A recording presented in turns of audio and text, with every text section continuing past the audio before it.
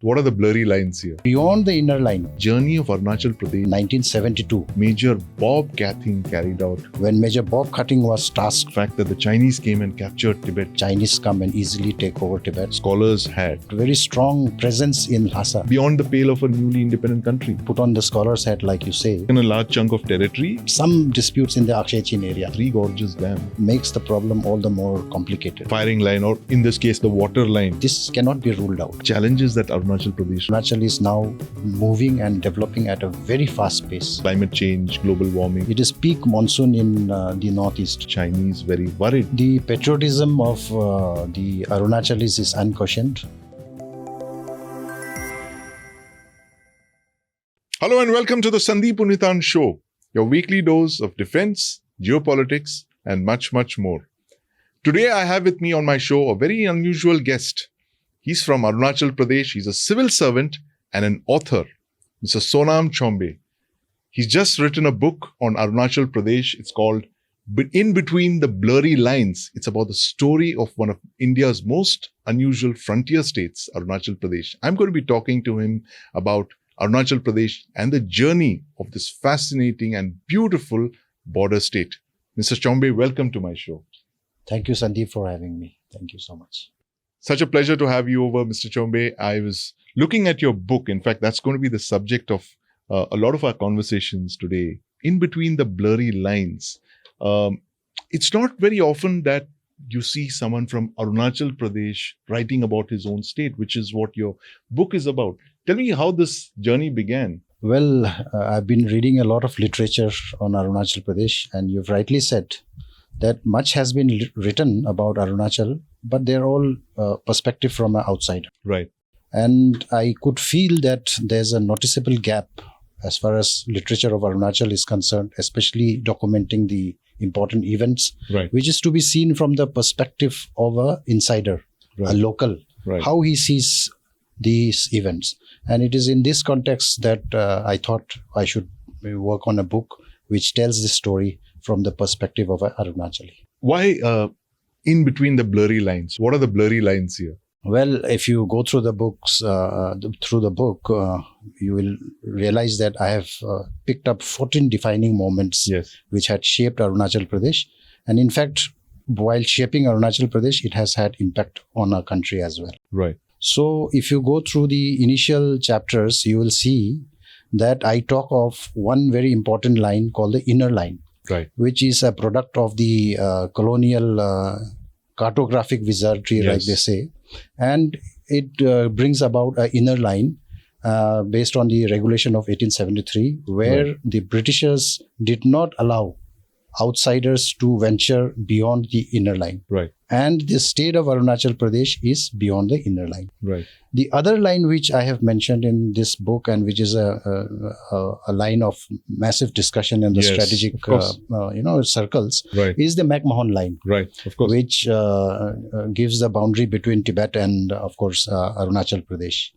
And I also talk about a third line, which is not much discussed, but this was also a line which was, coined by the Britishers. Right. And they said that beyond the inner line, we would be having an outer line, Right. which would be a political administrative jurisdiction of the Britishers, but they will not go as deep within, but that Right. would be the outer line. And this outer line is a fuzzy line, it's blurry line, and that's how the title of the book comes, In Between the Blurry Lines. Right. That's fascinating. I mean, I don't think there's any Indian state with so many lines, so to speak, and I think that is something about living on the frontiers as Arunachal Pradesh Absolutely. is. And Yes. you're part of the generation that was born after Arunachal Pradesh was named post-1972.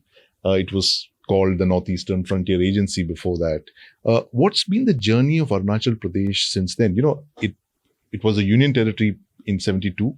It became a state in 1987 when the Chinese began showing a lot of interest in that region. What's been the journey so far in the last 5 decades? What have been the key defining moments, you think, which you've brought out in this book as well? Yeah, so very interesting question, and I think that's what actually encapsulates in this book. So the journey of the Northeastern Frontier Agency starts way back about 150 years ago when the Britishers came. But thereafter, the most important administrative journey would happen in the year 1972. Right. When Mrs. Gandhi, the then Prime Minister, came over to a place called Zero. Right. And she announced that, henceforth, this place would be called Arunachal Pradesh. Right. And we were given the status of a union territory. Right. Arunachal Pradesh essentially means the land of the rising sun. Right. And before 72, another very interesting episode happened, which is the 1962 aggression, or the Chinese aggression. Right. And in this book, what I've tried to do is that as far as 62 is concerned, that a lot of literature written by the army officers and strategic thinkers. Right. But in this book, I have tried to examine the 1962 episode from the perspective of administrators, Right.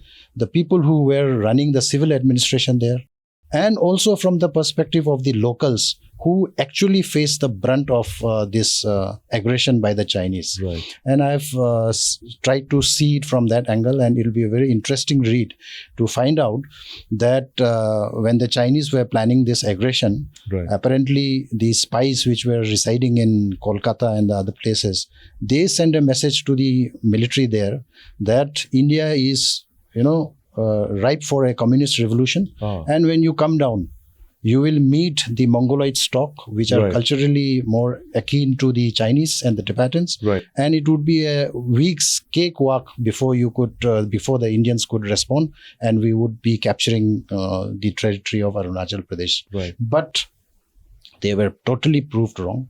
And that's what in the chapter, in this book, I said that the tribal loyalties were miscalculated. Right. In fact, what happened is that the tribals stood resolutely behind the military, and it became very difficult for the Chinese to, meet their agenda. And that's how the patriotism of the Arunachalis were proved as far as India was concerned. So that was a big intelligence failure, if you could call it that, on the part of the Chinese. Absolutely, absolutely. When you don't judge the mindset of your adversary, then you're making big strategic miscalculations. Exactly. But there was a very interesting strategic calculation that someone called Major Bob Kathing carried out decades ago, more than a century ago. Yes. And he's from your part of town? Yes, exactly. You're from Tawang? I'm from Tawang, and Tawang is a beautiful district in Arunachal. It is in the tourism map. But more than that, in the history of Arunachal Pradesh, and in fact in India, many people call it the last line of what the Sardar Patel's mission was to Right. Consolidate the Indian Union. Yes. We got independence in 1947. But it was not until 1951 Right. when Major Bob Kathing was tasked Right. to go and bring this town, Tawang, into the Indian fold. Right. And Bob Kathing being Bob Kathing, Right. the man of all season and moments, Right. he marched across the Sela about 13,700 feet above sea level. Right. And he reached in the month of February in Tawang, where the Tibetans administration was taking care of this place, and reminded them that the Shimla Agreement of 1914 clearly shows that this small town of Tawang Right. falls very, very clearly within the Indian Union. And he planted the tricolor in the year 1951 in the month of February, and brought very effectively, without firing a single bullet, Right. the Indian administration in this part of the state. Absolutely fascinating story there, and it's recounted so beautifully in your book as well. The major who captured Tawang without firing a shot, but for Major Bob Kathing's actions, Tawang would not have been part of India. There is so much of history in Arunachal Pradesh. There's a lot of imperial geography at work. You have, it's always been, in the shadow of the great game, so to speak. As you just spoke, the fact that you have the British, you first had the imperial British, then you had China capturing Tibet in 1950. And of course, you have India, newly independent, 1947. Do you see that 1950 moment as the original sin, that the fact that the Chinese came and captured Tibet? And today we are faced with a problem that we should have solved maybe a long time ago. Absolutely. Look, many of the scholars, when they have written on this subject, they have also very categorically said that it was a blunder. And that's how, we let the Chinese come and easily take over Tibet when we had a very upper hand to, prevent that kind of situation. Right. In fact, in the book, I have also mentioned this very important letter written by Sardar Patel. Right. When the communists took over China. Yeah. This Sardar Patel had, very ominously predicted. Warned That Pandit Nehru. Yes, warned. Because when the communist has taken over China, Right. The day is not far when they will take over Tibet and we'll have to gear up, pull our socks. But things turned out differently. Right. We all know the rest is history. Right. But I want you to put on your scholar's hat and look at this problem. What could India really have done in 1950 or the years preceding that? Could we have, for instance, fought an expeditionary campaign, which is, which seemed to be beyond the pale of a newly independent country? Absolutely. Look, when I put on the scholar's hat, like you say, it is very easy to criticize an event in the spring, what has been decided in the winters. Of course, it is very difficult. We had just got out of our colonial rules and then we got independent freshly. We were just piecing ourselves together. I don't think we had the wherewithal to, counter and work. But having said that, since the British had left a legacy where we had very strong presence in Lhasa, I think we shouldn't have given up so easily. Right. Rather, if we had to give up, we would have taken a huge chunk on our advantage as well, which we didn't do at that point of time. Right. You mean taken a large chunk of territory? Not territory. Maybe, there were still disputes, when the Chinese came and took over Tibet, we still had some disputes in the Akshay Chin area. Right. We could have done some, tit for tat or, a mutual agreement to come to an agreement that, yes, we withdraw from our assets from Lhasa, but in counter, why don't we discuss and settle the Akshay Chin? Right. Something of that sort could have done. We should have done that. But do you think it's too late now, more than 80 years later? Much water has flown down the Siang Valley. I think it's a tough call now. Talking about water and the Siang Valley, there is this gigantic dam that the Chinese have just started building on Tibet. As an Arunachali, what's your perception of that massive dam? They're calling it 3 times the size of the Three Gorges Dam. How do you see this as impacting Arunachal Pradesh and, of course, India as well? Yes, this dam on the Chinese side is on the national media. It's headlining all over the place. Right. It is a matter of grave concern for all of us. We don't have a water sharing treaty. Right. We don't have any treaty as far as water is concerned with the Chinese counterpart. And that makes the problem all the more complicated. Right. Now, as the water comes down from Yarlung Zangpo through the Great Bend and enters Arunachal, it is called Siang. Right. And that's where the first, responder or the first victims, if anything, if water is weaponized, Yes. Arunachalis would be the first victim. And therefore, I'm sure the government of India is taking adequate measures to handle it diplomatically and also to counter it. But Arunachal Pradesh does come on the firing line, or in this case, the water line, so to speak, because of that very large dam. Absolutely. And do you think that the Chinese could use it to, influence geopolitics, pressurize us at some point, maybe? Yes, that's the thinking in the strategic circle. That knowing the history and our experience with the northern border, this cannot be ruled out. Right. But that's a big problem indeed. But apart from this, the fact that you have this looming superpower on your doorstep, which is something we've never had possibly in our history. What are the other big challenges that Arunachal Pradesh really faces today?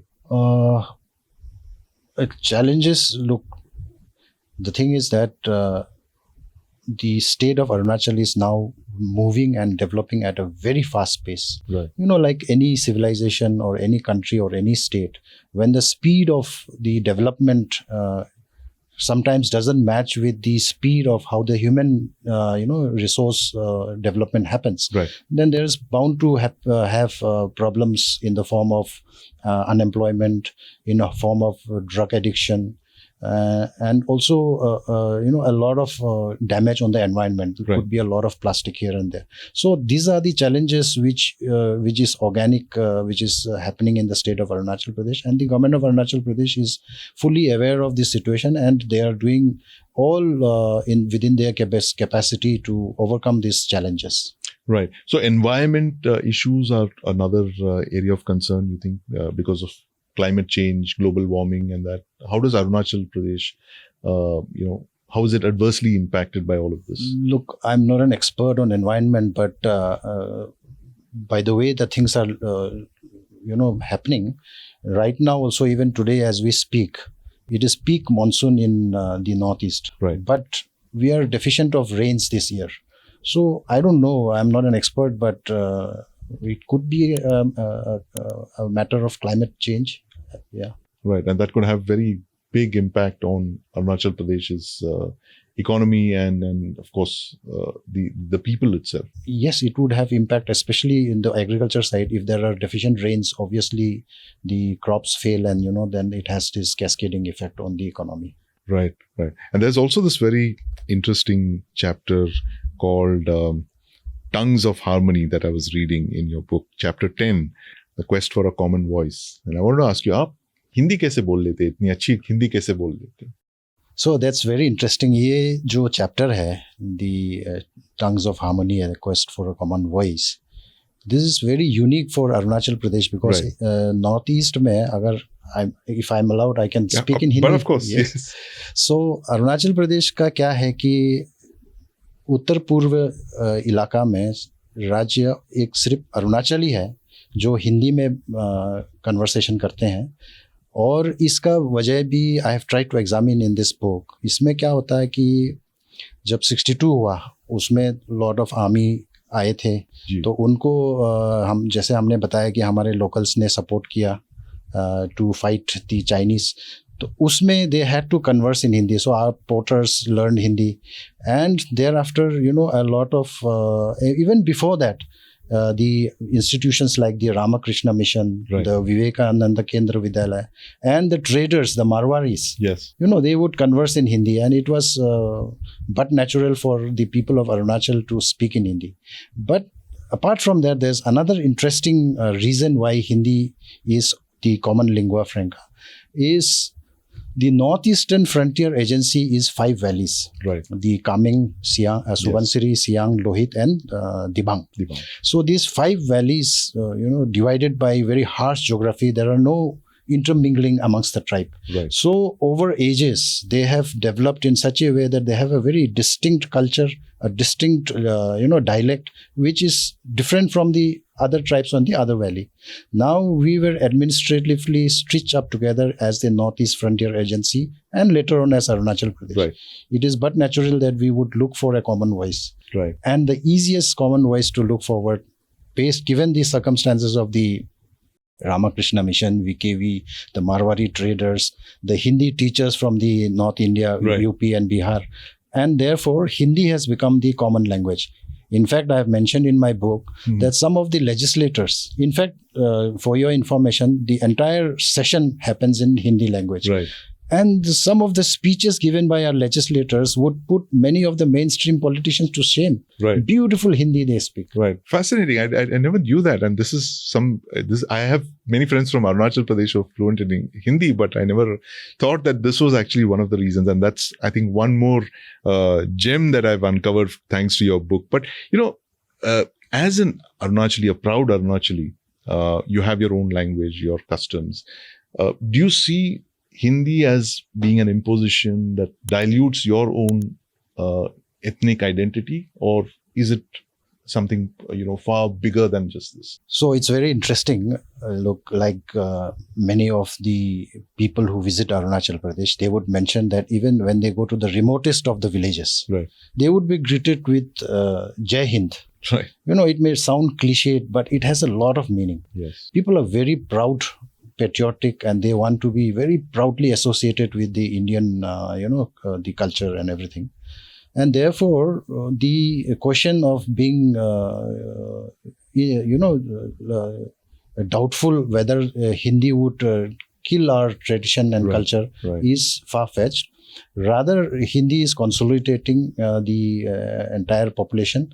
And of course, to keep our own dialect and our own culture preservation, the government is working very hard that, yes, आप हिंदी भी बोलेंगे, लेकिन आपका अपना स्थानीय भाषा भी बोलेंगे. Right. Fascinating. Absolutely fascinating. And this is like a complete, a counter to all of those who say that, Hindi is being imposed upon us and it's, the whole language, the politics of language itself. You've given it a very different spin.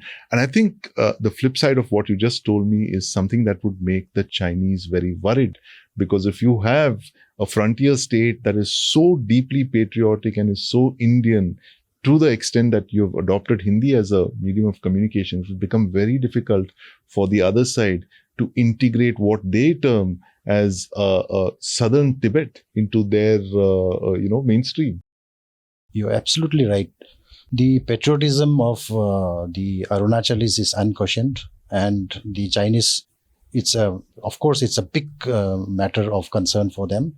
And in fact, I think no matter how hard they try, it's a lost case for them. No matter how hard they try, it's a lost case for them.